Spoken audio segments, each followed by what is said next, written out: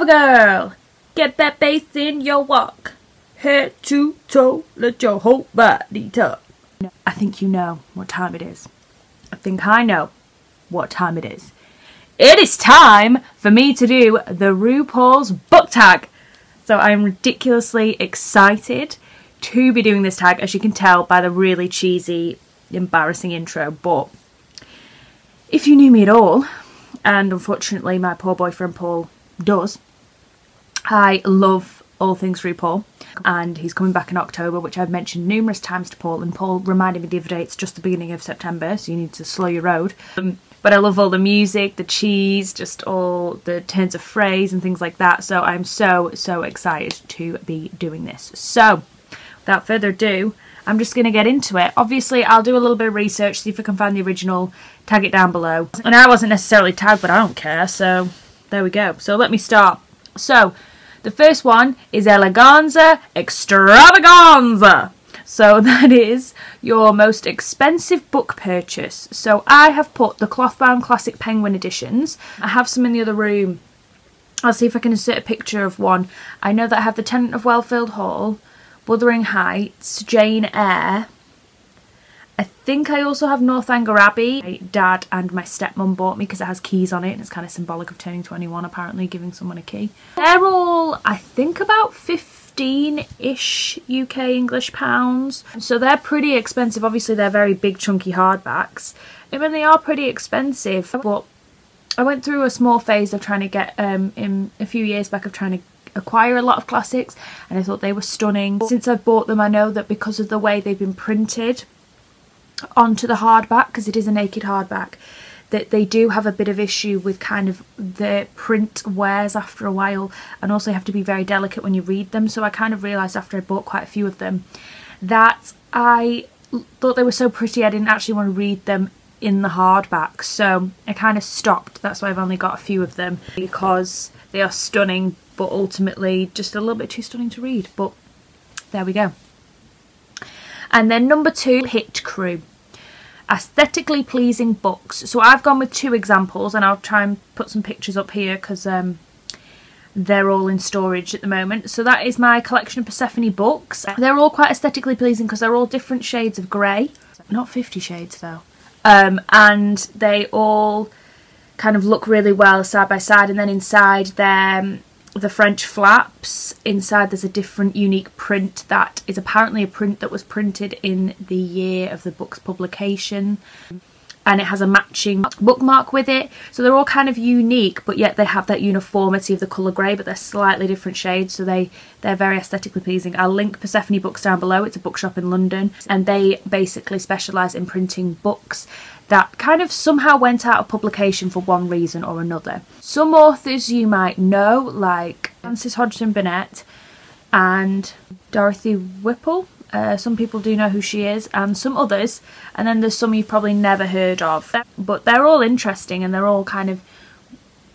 Some books are quite fluffy, easy reads, some are a little bit more hard going. I've only read so far The Making of a Marioness, and I have read Mrs. Pettigrew Lives for a Day. Is it Miss Pettigrew Lives for a Day?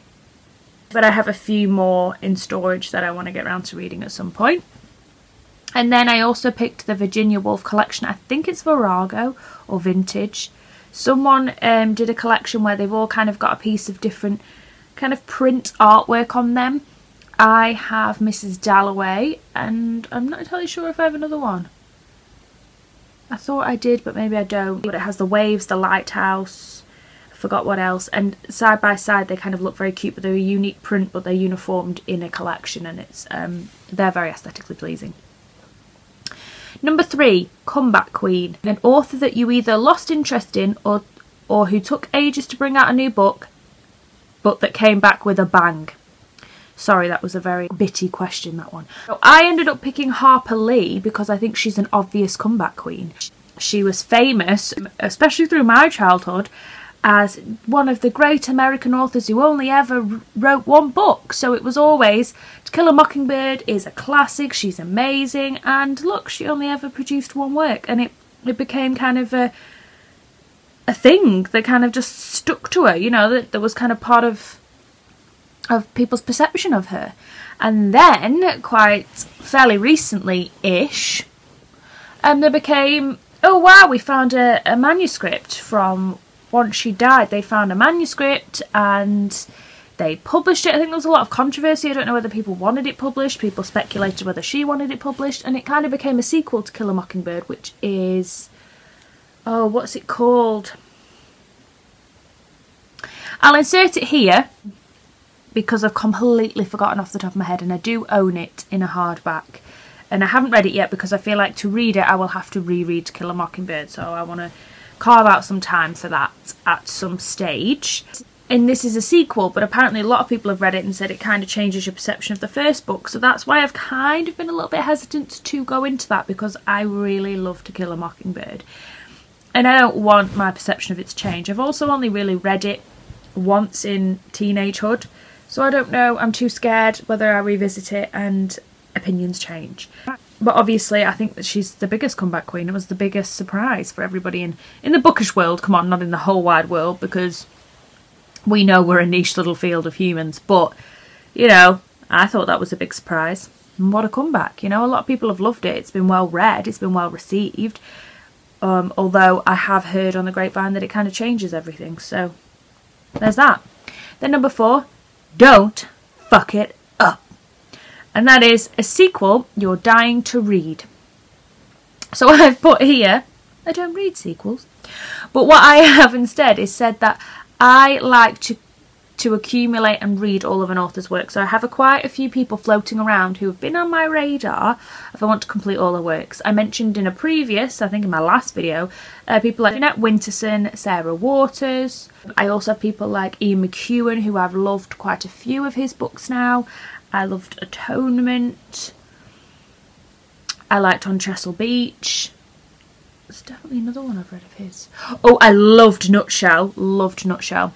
So there's things like Enduring Love, and he's got a new one out. So there's ones that I want to keep my eye on.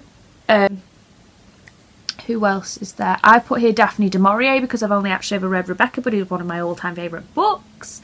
So I want to read Jamaica Inn and a few of the other ones. I know that Lauren over at Lauren in the Book, she has gone through a phase of kind of reading all of her works. I'm also intrigued to read another Jeffrey Eugenides and see if I like it. I always wanted to read Middlesex. A lot of people said that The Virgin Suicides is his best and everything else is a disappointment, so I also haven't been in a mad rush to get to that either. But there's quite a few authors like that I've got a lot of Helen Dunmore on my shelves because my mum's given me a lot because she's read a lot and loved her. And I recently noticed that Simon over at Savage Reads had read a book of hers that was not in my collection of books of hers, but he loved. So again, she's an author I want to get to all of her works, majority of her works. When I say all of their works, I've realised that a lot of these people I thought had a couple, and then I've realised they have an absolute anthology going on of works. So it's something that has always been on my radar, and more so than I don't really ever read series. I mean, Harry Potter's different, and when I was a teenager I did read The Hunger Games and a few other things, but I don't tend to read series or fantasy series or thriller series or things like that. And I know a lot of people actually get into reading through series. My boyfriend in particular, he's reading all of the Star Wars at the moment. He loves the Michael Connelly books. He enjoys ongoing stories like that, whereas I enjoy kind of one-offs more and kind of getting to know an author through all of their works. So that is a long-winded answer, but that's my answer. And then number 5, Snatch Game. Who did it better? So compare 2 books, similar plots or tropes, and let us know who did it better. So I have picked Barkskins by Annie Proulx, or Anne Proulx, maybe it's Anne Proulx, and Homegoing by Yaa Nassi. Now these are both verses in my little world because they both focus predominantly, kind of structurally, on the idea that it goes through 2nd, 3rd, 4th, ongoing generations of people. And they're set in 2 different places. So Barkskins is set in kind of the beginning of what we learn to be kind of French Canada and the kind of development of finding Canada and the French moving over there and colonising and that history. And it's also a massive book, so it's quite long-winded in terms of going through all of that.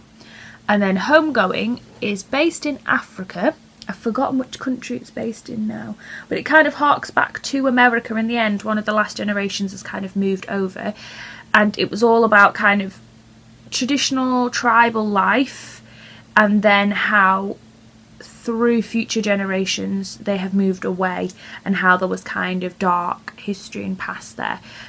Ya Nasi is my winner out of the two verses.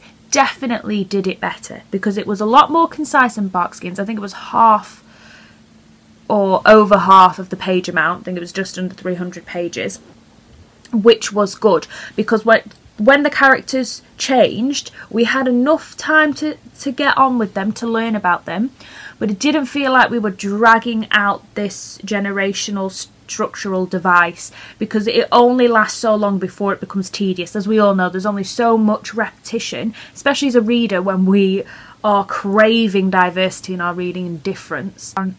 We all know there's only so far a structural plot will go with us and the repetition of one before we start losing interest, and I'm a bit like that with thrillers. If something becomes too tropey with a thriller, I don't like it. So I've kind of been more diverse with my thriller reading recently and enjoy a whodunit, but I also enjoy a whydunit a little bit more at the moment because it gets rid of the tropes and just leaves you with the thriller-esque bits that you like.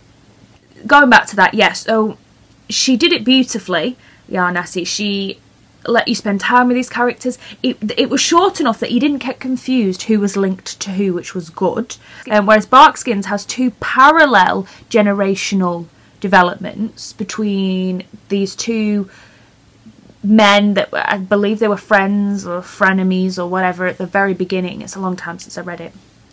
Who start at the very beginning when they're beginning to chop down the wood of the land and move in. And it goes through their family trees parallel, and it just got so confusing. And then by the time I'd got to about halfway through the book, I'd lost all interest in who was who and what was relevant and what the hell was going on anymore. Whereas I think Ya Nasi is a really good example, and Homegoing is such a good example of a book of how to do that structure well. How to keep your reader engaged and how to know when enough is enough. And I also liked at the ending how it harked back to the last generation was living in America now, but then was kind of returning. So it kind of made a nice cyclical end that he ended up going, I think, with a girlfriend at the end to go and visit the original settlement place where his family story started, which I loved. So there you go. She did it better. And then number 6, reading is fundamental. Read some of your favourite books. And then I love that whoever's made it has put in brackets, by read, I mean throw shade for those who are not in the know, which I loved. So all I put is, I tried to use the example of Rebecca, and I tried to think of what RuPaul would say, and I've just jotted random words down like slay queen, because and I've also put girl, you are flames, you don't need to compare yourself to that bitch.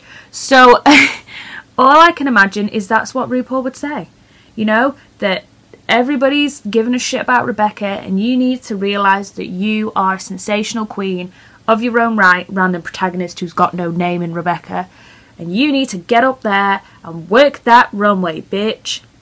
I just feel like he would throw inspirational words like that, and she would slay on the runway. You know, that's all I've got really, because, you know, one thing that I think everybody who loves Rebecca and the story of Rebecca, the only niggle when you're reading it is just how much crap the protagonist puts up with, and she becomes obsessed with Rebecca, and you're like, come on girl, just, you've got a really nice house here, just take your lot in life, come on, you know. But you know, she's not even passive, she's more extreme than that. She's like timid, and she just allows the kind of servant lady, I forgot her name, but she's like a real nasty character, to just scare her shitless all the time in the house and play games with her and be like, Rebecca wouldn't have done this. And so that's the only bit in the book you're like, come on, like have a little bit of a backbone. And she reminds me a lot of Eleanor in The Haunting of Hill House, because she is a really passive character as well. She's like, there was a creak on the stairs, I can't cope with it. And like she's like losing her marbles to the point where everybody's like, bitch, you need to get out of this house because we think you need to go and get yourself committed to a place. and they remind me kind of it's that stereotypical writing of women as submissive. And it's really interesting because both of those characters are written by women, so it might be some tricksy little commentary hidden by both of those women on that. But yeah, I just feel like RuPaul would just say empowering things, you know. I'm not really good at throwing shade. Sorry. And then number 7 is RuPaul's Best Friend Race. Tag some people. So I thought this was fairly recent because I think Charles over at Charles Heathcote's channel had done it recently.